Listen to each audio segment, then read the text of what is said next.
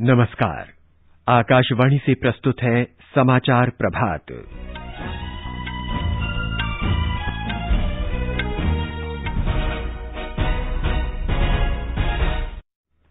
देश में उपचार करा रहे कोविड मरीजों की संख्या में गिरावट का रुख। कल 3,53,000 से अधिक कोविड रोगी स्वस्थ हुए। देश में अब तक 17 करोड़ 26 लाख से अधिक कोविड टीके लगाए गए। राष्ट्रीय राजधानी दिल्ली में संक्रमण दर इस वर्ष 16 अप्रैल के बाद सबसे निचले स्तर पर। सरकार ने 5G तकनीक के कारण कोविड महामारी फैलने की अफवाहों का खंडन किया। केंद्र राज्यों और केंद्र शासित प्रदेशों को समग्र सरकार दृष्टिकोण से वैश्विक सहायता की आपूर्ति कर रहा है। ओडिशा कोविड वैक्सीन का आयात करेगा। प्रमुख राष्ट्रीय और अंतर्राष्ट्रीय कंपनियों से वैक्सीन खरीदने की वैश्विक निविदा शीघ्र जारी की जाएगी। आंध्र प्रदेश में ऑक्सीजन आपूर्ति में कमी। तिरुपति में 11 कोविड मरीजों की मौत। तमिलनाडु में 16वीं विधानसभा का सत्र आज से। विधानसभा अध्यक्ष का चुनाव कल। नेपाल में प्रधानमंत्री केपी शर्मा ओली के संसद के निचले सदन में विश्वास मत खोने के बाद विपक्षी दलों ने नई सरकार के गठन की तैयारी शुरू की। और भारतीय क्रिकेट टीम जुलाई में श्रीलंका का दौरा करेगी। 3 एकदिवसीय और 3 2020 मैच खेलेगी।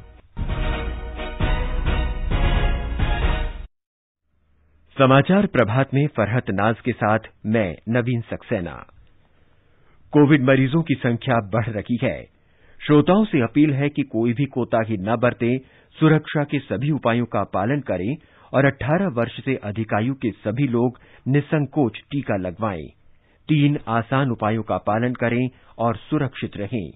मास्क पहनें, 2 गज दूरी है जरूरी, सुरक्षित दूरी बनाए रखें, हाथ और मुंह साफ रखें।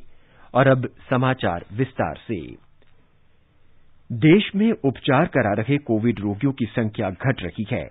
हालांकि देश के कई राज्यों और केंद्र शासित प्रदेशों में अब भी संक्रमित लोगों की संख्या बढ़ रही है। कुल संक्रमित लोगों में से 16.52% मरीजों का इलाज चल रहा है। स्वास्थ्य और परिवार कल्याण मंत्रालय के अधिकारी ने बताया कि इस समय देश में 37,45,000 से अधिक कोविड मरीजों का उपचार किया जा रहा है। पिछले 24 घंटे में 3,53,000 से अधिक कोविड रोगी स्वस्थ हुए। स्वस्थ होने की दर बढ़कर 82.38% हो गई है। देश में अब तक 1 करोड़ 86 लाख से अधिक रोगी ठीक हो चुके हैं।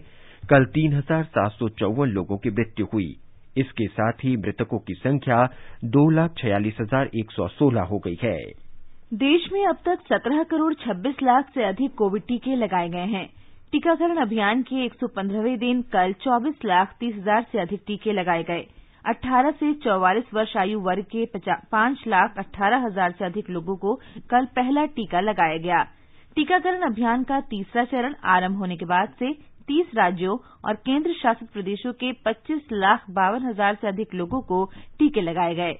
स्वास्थ्य कर्मियों को 1 करोड़ 60 लाख से अधिक, फ्रंटलाइन कर्मियों को 2 करोड़ 18 लाख से अधिक, 45 वर्ष से ऊपर के लोगों को 6 करोड़ 25 लाख और 60 साल से अधिक आयु वर्ग में 6 करोड़ 90 लाख टीके लगाए गए। भारत दुनिया में सबसे तेज गति और कम समय में 17 करोड़ से अधिक टीके लगाने वाला देश बन गया है। भारत ने ये उपलब्धि 114 दिन में हासिल की, जबकि चीन ने 119 दिन और अमेरिका ने 115 दिन में ये लक्ष्य हासिल किया। राष्ट्रीय राजधानी दिल्ली में कोरोना संक्रमित लोगों की संख्या लगातार कम हो रही है। कल 12,651 लोगों में संक्रमण की पुष्टि हुई और 13,306 मरीज स्वस्थ हुए। कल इस महामारी से 319 लोगों की जान गई। दिल्ली में संक्रमण दर कम होकर 19.10% पर आ गई है। इस वर्ष 16 अप्रैल के बाद से ये सबसे कम आंकड़ा है। 22 अप्रैल को संक्रमण दर 36.2% हो गई थी। दिल्ली में इस समय 85,258 कोविड रोगियों का उपचार चल रहा है।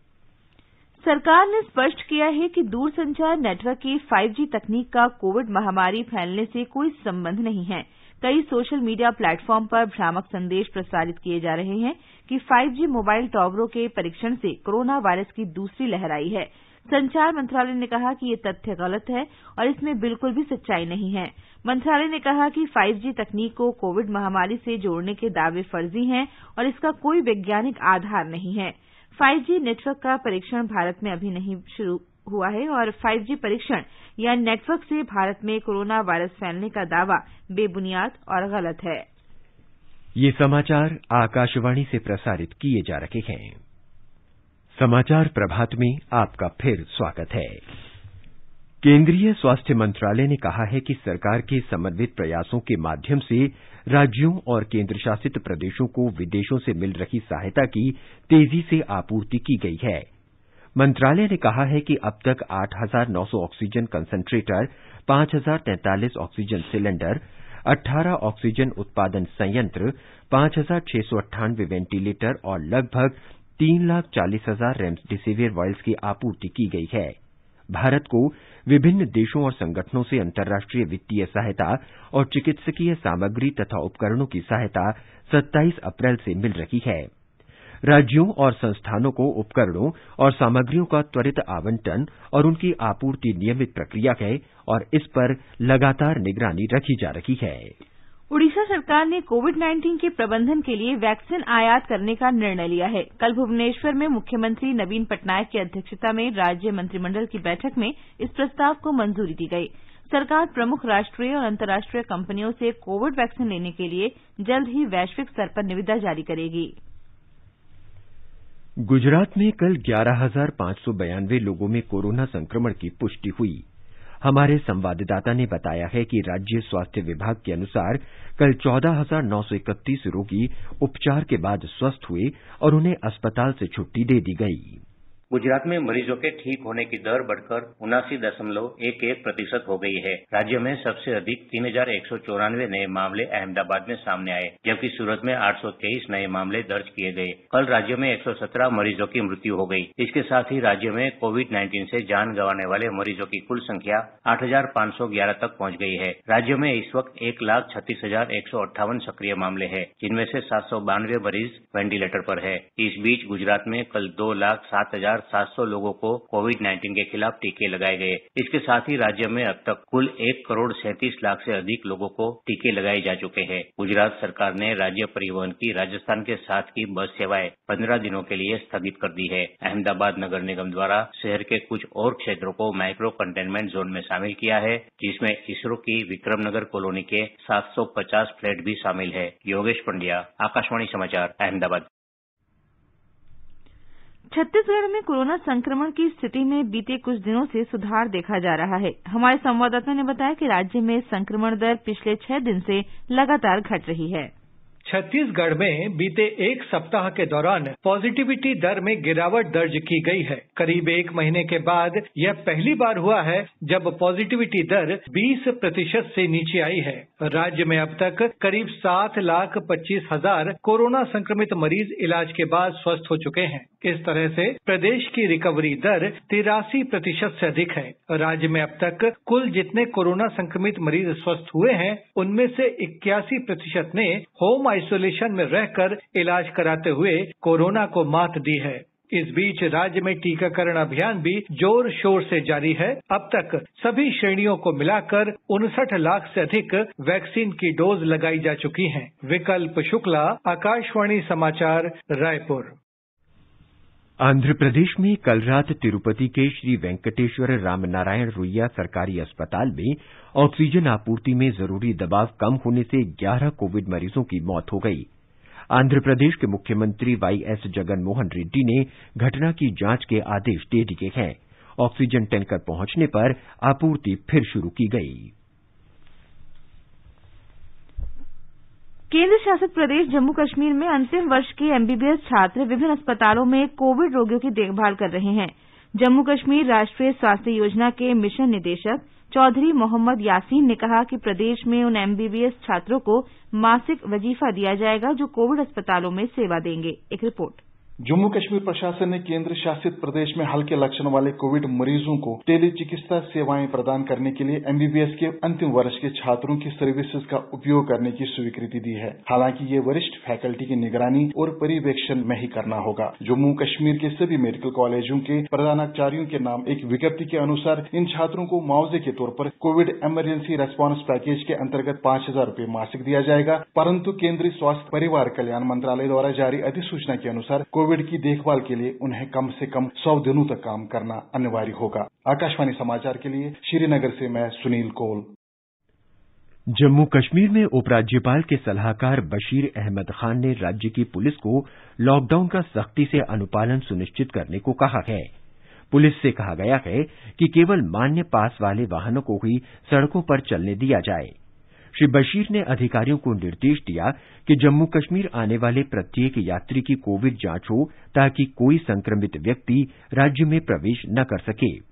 इस बीच राज्य में कल 3,614 लोगों में कोरोना संक्रमण की पुष्टि हुई। इनमें 2,118 लोग कश्मीर संभाग के और 1,496 लोग जम्मू संभाग के हैं। जम्मू कश्मीर में कल इस महामारी से 56 लोगों की मौत हुई। कर्नाटक में कल 39,305 लोगों में कोरोना संक्रमण मिला और 596 लोगों की इस महामारी से जान गई।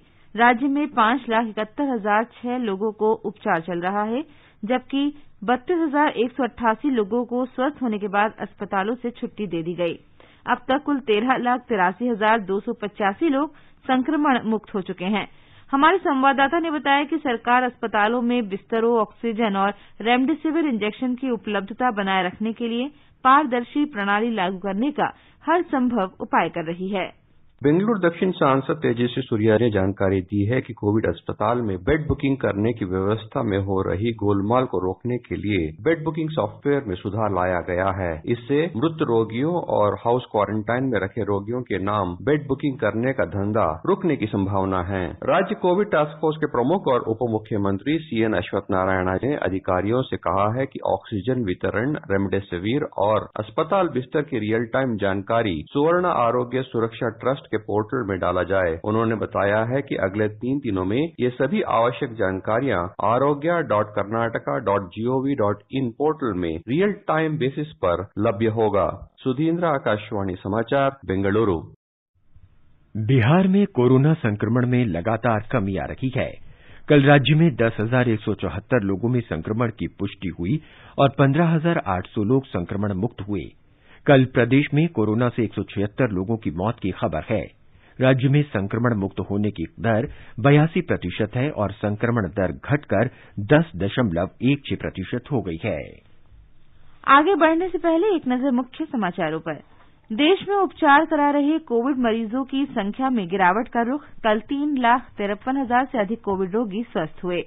देश में अब तक 17,26,00,000 से अधिक कोविड टीके लगाए गए। राष्ट्रीय राजधानी दिल्ली में संक्रमण दर इस वर्ष 16 अप्रैल के बाद सबसे निचले स्तर पर। सरकार ने 5G तकनीक के कारण कोविड महामारी फैलने की अफवाहों का खंडन किया। केंद्र, राज्य और केंद्र शासित प्रदेशों को समग्र सरकार दृष्टिकोण से वैश्विक सहायता की आपूर्ति कर रहा है। उड़ीसा सरकार कोविड वैक्सीन का आयात करेगा। प्रमुख राष्ट्रीय और अंतर्राष्ट्रीय कंपनियों से वैक्सीन खरीदने की वैश्विक निविदा शीघ्र जारी की जाएगी। आंध्र प्रदेश में ऑक्सीजन आपूर्ति में कमी। तिरुपति में 11 कोविड मरीजों की मौत।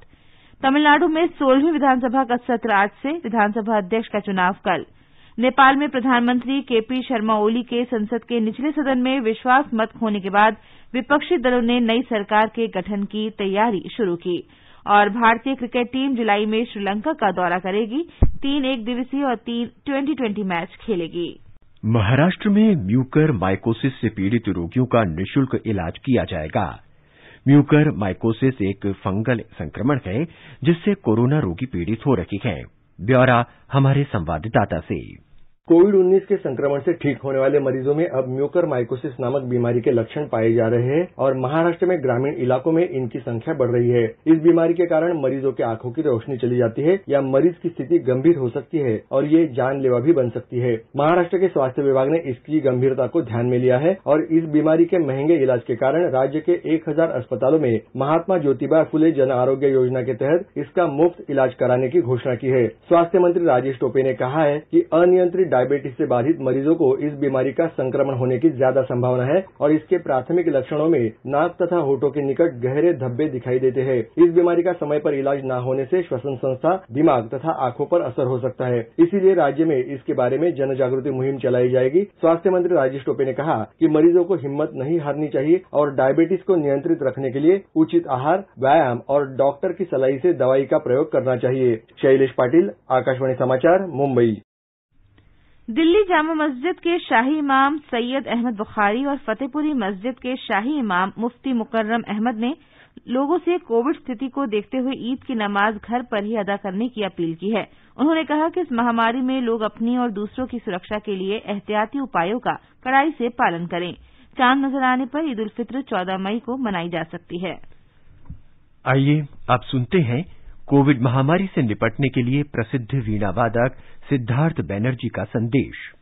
आज हम सब एक बहुत ही कठिन और विचित्र परिस्थिति से गुजर रहे हैं। कोरोना महामारी के बारे में जैसे कि शुरू में ही बताया जा रहा है कि इसका सबसे पहला असर हमारे इम्यून सिस्टम पे हो रहा है, तो हमें इस बात को ध्यान हमेशा रखना चाहिए कि इम्यून सिस्टम जो है वो सिर्फ शारीरिक गतिविधियों से ही नहीं, वो मानसिक गतिविधियों से भी प्रभावित होती है। इसलिए मुझे ऐसा लगता है कि हमें सकारात्मक सोच, विश्वास और साथ ही साथ हमारी जो भारतीय संस्कृति और परंपरा से जुड़ी हुई चीजें हैं, चाहे वो ध्यान हो, योग हो, संगीत हो, इन सारी विधाओं का हमें सहारा लेके इस कठिन परिस्थिति को पार करना है। साथ ही साथ हमें एक दूसरे का भी साथ देना है और हमें नए संसाधनों की तरफ, नए अवसरों का भी हमें निर्माण खुद ही करना पड़ेगा। आज ऑनलाइन प्लेटफॉर्म एक बहुत ही बड़ी भूमिका निभा रही है, चाहे वो संगीत का जगत हो, चाहे वो कोई भी विधा हो। मैं अपनी तरफ से ये प्रार्थना करता हूँ और ये मेरी शुभकामनाएं हैं कि हम सब बहुत जल्द इस विकट परिस्थिति से उबर के हम एक बार फिर स्वस्थ जीवन और स्वस्थ समाज की ओर आगे बढ़ेंगे। तमिलनाडु में 16वीं विधानसभा का पहला सत्र आज से शुरू होगा। अस्थायी अध्यक्ष के पिचंडी विधानसभा के 234 नवनिर्वाचित सदस्यों को शपथ दिलाएंगे। सुरक्षित दूरी बनाए रखने और अन्य कोविड नियमों को ध्यान में रखते हुए ये सत्र पारंपरिक फोर्ट सेंट जॉर्ज की जगह कलेवनार अरांगम में आयोजित किया जाएगा। विधानसभा अध्यक्ष का चुनाव कल होगा। डीएमके ने अध्यक्ष पद के लिए वरिष्ठ सदस्य उप्पावू को मनोनीत किया है। के पिचंडी उपाध्यक्ष पद के लिए नामांकित किए गए हैं। नेपाल में प्रधानमंत्री केपी शर्मा ओली संसद में विश्वास मत हार गए हैं।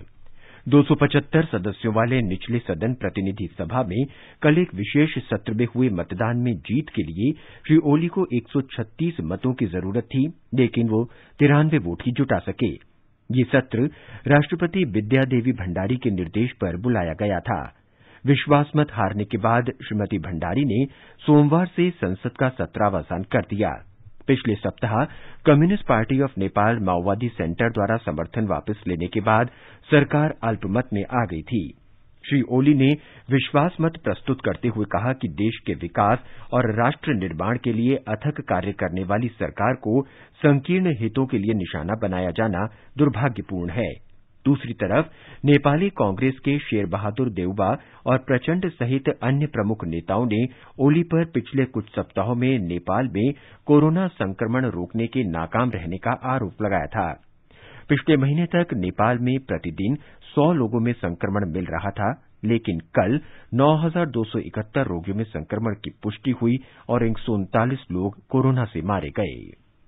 भारतीय क्रिकेट टीम 3 एकदिवसीय और 3 T20 मैचों के लिए जुलाई में श्रीलंका का दौरा करेगी। श्रीलंका क्रिकेट ने इस बारे में कार्यक्रम सूची प्रस्तावित की थी, जिसे भारतीय क्रिकेट कंट्रोल बोर्ड ने स्वीकार कर लिया है। 3 एकदिवसीय मैच 13, 16 और 19 जुलाई को खेले जाएंगे। इसके बाद 22 जुलाई से 27 जुलाई तक T20 मैचों की श्रृंखला होगी। भारतीय टीम 5 जुलाई को श्रीलंका पहुंचेगी और 28 जुलाई को स्वदेश लौटेगी। ऑक्सीजन की आपूर्ति में बाधाओं को दूर करने के उपाय करते हुए रेलवे देश भर में विभिन्न राज्यों को तरल चिकित्सा ऑक्सीजन पहुंचाकर राहत कार्य में जुटी है। रेलवे ने अब तक विभिन्न राज्यों को 295 से अधिक टैंकरों के माध्यम से लगभग 4,700 मीट्रिक टन तरल चिकित्सा ऑक्सीजन पहुंचाई है। पूर्वी लद्दाख में ग्रामीण जनता भी सादे कपड़ों में सीमा की सुरक्षा कर रखी है। इस क्षेत्र में वास्तविक नियंत्रण रेखा के पास उनकी भूमिका बेहद महत्वपूर्ण है। सरकार चाहती है कि इन सीमावर्ती गांवों में लोगों की आबादी बनी रहे और लोगों को अपनी आजीविका चलाने में परेशानी न हो। चेंगथांग इलाके के लिए दिए गए सरकारी पैकेज से अब यहां के ग्रामीणों की उम्मीदें बढ़ रही हैं। एक विशेष रिपोर्ट। फोब्रंग लेह शहर से लगभग 200 किलोमीटर दूर पैगोंग सो के किनारे एक सीमावर्ती गांव है। 70 से अधिक घरों के इस गांव में खानाबदोश और पारंपरिक किसान शामिल हैं। फोब्रंग लेह जिले के पूरी तरह से जैविक गांवों में से एक है। उनकी जीवन शैली में पशुधन शामिल है, जो उन्हें व्यवस्थित रूप से फसल उगाने के लिए पर्याप्त खाद प्रदान करता है। हालांकि बेहतर अवसरों के लिए सीमावर्ती गांवों से पलायन, पशुधन की संख्या और कृषि को प्रभावित कर रहे हैं। गांव की जैविक खेती की पुरानी प्रथाएं 2025 तक लद्दाख को जैविक राज्य बनाने के कार्यक्रम मिशन ऑर्गेनिक डेवलपमेंट इनिशिएटिव में फोब्रंग गांव को आगे रख रही हैं। रासायनिक उर्वरकों के बिना फोब्रंग कृषि में पशु खाद का उपयोग कर रहे हैं। हालांकि अभी तक गांव के बुजुर्ग भविष्य के बारे में चिंतित थे, क्योंकि बेहतर जीवन यापन के लिए शहरों की ओर प्रस्थान कर रही युवा पीढ़ी से कृषि और पशुपालन दोनों प्रभावित हो रहे हैं। फोब्रंग के ग्रामीण दोरजे वांगटक कहते हैं, पशुओं की अच्छी संख्या और उनसे मिलने वाली खाद के कारण फोब्रंग पारंपरिक तौर पर जैविक है। हम सदियों से पशुपालन करते आ रहे हैं। ये गांव पूरी तरह जैविक बन चुका है। फोब्रंग निवासियों के पास भेड़, बकरियां, गाय, घोड़े हैं, इसलिए हमें खेती के लिए रासायनिक उर्वरकों की जरूरत नहीं पड़ती। पशुपालन के लिए भेड़ पालन विभाग हमें सहयोग करता रहा है। हम सरकार का आभार व्यक्त करते हैं। लद्दाख के केंद्र शासित प्रदेश बनने के बाद केंद्र ने 245 करोड़ रुपए के चांगथांग डेवलपमेंट पैकेज की घोषणा की है, जो मुख्य रूप से सीमा पर जीवन शैली को आकर्षक रखने और गांवों को आबाद रखने पर केंद्रित है। यूटी सचिव रविंद्र कुमार ने कहा, चांगथांग पैकेज है, उसमें हम जितने हमारे बॉर्डर एरियाज हैं, चाहे दुर्बुक हो या नमा सब डिवीजन हो, एनिमल्स को लेके इनके शेड के ऊपर हम काम कर रहे हैं, फॉर्डर डेवलपमेंट के ऊपर हम काम कर रहे हैं और इसके साथ में हम मोबाइल जो वेटरनरी एम्बुलेंसेज हैं उसके ऊपर भी ध्यान दिया जा रहा है, जिससे कि जो एनिमल्स की जो डिजीज है उसको कंट्रोल किया जा सके और मोर्टलिटी को कम किया जा सके। तो इस साल हमने काफी प्लान किया हुआ है, इसमें एक्शन प्लान हम तैयार कर रहे हैं। तो आने वाले सीजन में हम उस एक्शन प्लान को हम इम्प्लीमेंट करेंगे, जिससे कि जो मेजर इश्यूज हैं जो नोमैड्स के, उसको हम एड्रेस कर सकें। इस तरह की पहल से जीरो बॉर्डर गांवों में पशुधन पर ध्यान दिया जा रहा है। दूसरी ओर पश्मीना को GI टैग देने जैसे प्रयासों से भी फोब्रंग जैसे गांवों में जीवन अधिक लाभदायक होगा। लेह से रमेश चंद्र और सेशन तशी की रिपोर्ट के साथ समाचार कक्ष से मोहम्मद जुबैर। और अब एक नजर आज के मौसम पर। राष्ट्रीय राजधानी दिल्ली में न्यूनतम तापमान 24 डिग्री सेल्सियस दर्ज किया गया। अधिकतम तापमान 39 डिग्री सेल्सियस रह सकता है। जम्मू में न्यूनतम तापमान 22 डिग्री सेल्सियस दर्ज किया गया, जबकि अधिकतम तापमान 37 डिग्री सेल्सियस रहने का अनुमान है। श्रीनगर में न्यूनतम तापमान 11 डिग्री सेल्सियस रहा। अधिकतम तापमान 24 डिग्री सेल्सियस रहने की संभावना है। लेह में तापमान 6 से 19 डिग्री सेल्सियस के बीच रह सकता है। गिलगित में आंशिक रूप से बादल छाए रहेंगे। न्यूनतम तापमान 14 डिग्री सेल्सियस रहा और अधिकतम तापमान 30 डिग्री सेल्सियस के आसपास रहने का अनुमान है। मुजफ्फराबाद में तापमान 18 डिग्री सेल्सियस से 30 डिग्री सेल्सियस के बीच रहने की संभावना है। ये समाचार हमारी वेबसाइट newsonair.com/hindi पर भी उपलब्ध हैं। और फरहद, अब बताएं कि आज के समाचार पत्रों में क्या विशेष है। जी नवीन, भारत ने टीकाकरण में बनाया नया रिकॉर्ड। आज के सभी समाचार पत्रों ने अपने पहले पन्ने पर प्रकाशित किया है। राष्ट्रीय सहारा ने सुर्खी दी है, सबसे तेज 17 करोड़ टीके लगाने वाला पहला देश बना भारत। देश में कल 4 लाख से कम कोरोना संक्रमितों के आने को भी समाचार पत्रों ने अपनी पहली खबर बनाया है। दैनिक ट्रिब्यून ने लिखा है, कोविड के मामलों में कमी से जगी उम्मीद। राष्ट्रीय सहारा ने दिया है, लगातार दूसरे दिन 4 लाख से नीचे गए कोरोना संक्रमण के मामले। हिन्दुस्तान राहत शीर्षक से लिखता है, देश में संक्रमण से स्वस्थ होने वालों की संख्या में लगातार सुधार, संक्रमण में कमी के संकेत, मौतें भी घटी। वहीं नवभारत टाइम्स ने सुर्खी दी है, दिल्ली में 20% नीचे आई संक्रमण की दर। दैनिक भास्कर लिखता है, लॉकडाउन का असर, दिल्ली में संक्रमण की दर 19% के पास पहुंची। लोक सत्य ने अपने पहले पन्ने पर दिया है, भारत बायोटेक अब सीधे 14 राज्यों को देगा कोवैक्सीन की सप्लाई। दैनिक भास्कर ने सुर्खी दी है, भारत बायोटेक ने दिल्ली सहित 14 राज्यों को कोवैक्सीन की सीधी सप्लाई शुरू की। अब मनचाही कोरोना वैक्सीन लगाने का विकल्प मिलेगा। हिन्दुस्तान में है, पत्र लिखता है कोविन पोर्टल पर बदलाव किए गए। अब पंजीकरण से पहले ये भी देख सकेंगे कि किस केंद्र पर कौन सा टीका लग रहा है। कोरोना की दूसरी लहर के बीच विश्वविद्यालय अनुदान आयोग का फैसला दैनिक जागरण में है। पत्र लिखता है अंतिम वर्ष को छोड़कर सभी छात्र होंगे प्रमोट। वहीं लोक सत्ता ने दिया है उत्तर प्रदेश में सभी उच्च शिक्षा संस्थान 20 मई तक बंद। कांग्रेस में आंतरिक चुनाव टलने को भी सभी समाचार पत्रों ने सुर्खी बनाया है। जनसत्ता लिखता है कांग्रेस ने टाला पार्टी अध्यक्ष का चुनाव। संघीय साइबर एजेंसी ने एंड्रॉइड फोन उपयोगकर्ताओं को किया आगाह। टीकाकरण के नाम पर भेजे जा रहे हैं फर्जी एसएमएस। जनसत्ता में है, अमर उजाला ने चटाया है सरकारी पोर्टल पर ही पंजीकरण कराएं, फर्जी संदेशों पर दिए गए लिंक से बचें। अंत में मुख्य समाचार एक बार फिर। देश में उपचार करा रहे कोविड मरीजों की संख्या में गिरावट का रुख। कल 3,53,000 से अधिक कोविड रोगी स्वस्थ हुए। देश में अब तक 17 करोड़ 26 लाख से अधिक कोविड टीके लगाए गए। राष्ट्रीय राजधानी दिल्ली में संक्रमण दर इस वर्ष 16 अप्रैल के बाद सबसे निचले स्तर पर। सरकार ने 5G तकनीक के कारण कोविड महामारी फैलने की अफवाहों का खंडन किया। केंद्र राज्यों और केंद्र शासित प्रदेशों को समग्र सरकार दृष्टिकोण से वैश्विक सहायता की आपूर्ति कर रहा है। ओडिशा कोविड वैक्सीन का आयात करेगा। प्रमुख राष्ट्रीय और अंतर्राष्ट्रीय कंपनियों से वैक्सीन खरीदने की वैश्विक निविदा शीघ्र जारी की जाएगी। आंध्र प्रदेश में ऑक्सीजन आपूर्ति में कमी। तिरुपति में 11 कोविड मरीजों की मौत। तमिलनाडु में 16वीं विधानसभा का सत्र आज से। विधानसभा अध्यक्ष का चुनाव कल। नेपाल में प्रधानमंत्री केपी शर्मा ओली के संसद के निचले सदन में विश्वास मत होने के बाद विपक्षी दलों में नई सरकार के गठन की तैयारी शुरू की और भारतीय क्रिकेट टीम जुलाई में श्रीलंका का दौरा करेगी। इसके साथ ही समाचार प्रभात का ये अंक समाप्त हुआ। नमस्कार।